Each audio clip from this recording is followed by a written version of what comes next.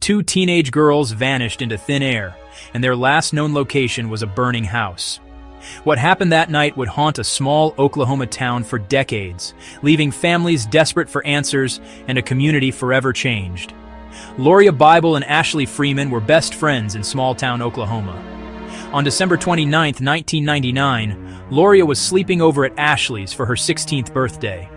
The girls spent the evening celebrating, surrounded by balloons and laughter, never suspecting the horror that would unfold.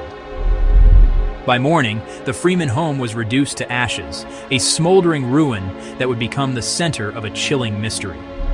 Firefighters combed through the wreckage and found the body of Ashley's mother, Kathy, shot to death.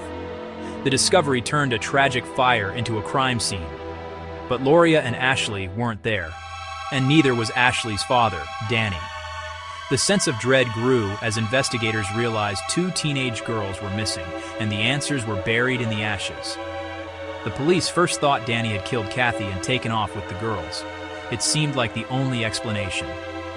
But the next day, Loria's parents, desperate for any clue, returned to the scene themselves and made a shocking discovery. Danny's body, missed by investigators, was found in the rubble, also shot dead. The case had just become even more complicated, and the trail to Loria and Ashley had gone cold. Now, the case was a double homicide and two missing teens. No signs of Loria or Ashley, no evidence of where they'd gone. Their bedrooms sat untouched, as if waiting for them to return. The rural landscape was scoured by search parties, but every effort led to more questions than answers. Rumors swept the town. Some blamed drug dealers, whispering about debts and revenge. Others suspected a botched robbery or even a personal vendetta. Theories multiplied as the days turned into weeks and weeks into years. The story dominated local headlines, and the community was gripped by fear and suspicion. But for all the talk, there were no answers. Loria's parents never stopped searching. They plastered missing posters everywhere, begged for tips, and even hired private investigators. They followed every lead, no matter how small, and held onto hope through candlelight vigils and sleepless nights.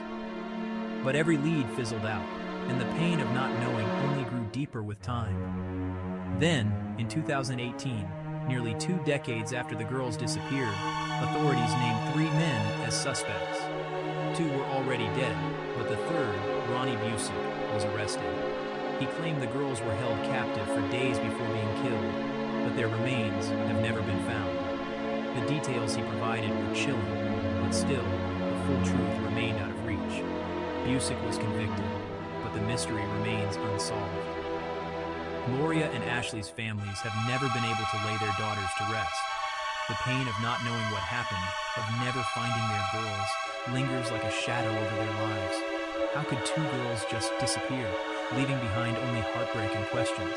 The Freeman and Bible families still hope for closure, and the community still wonders if the truth will ever come to light.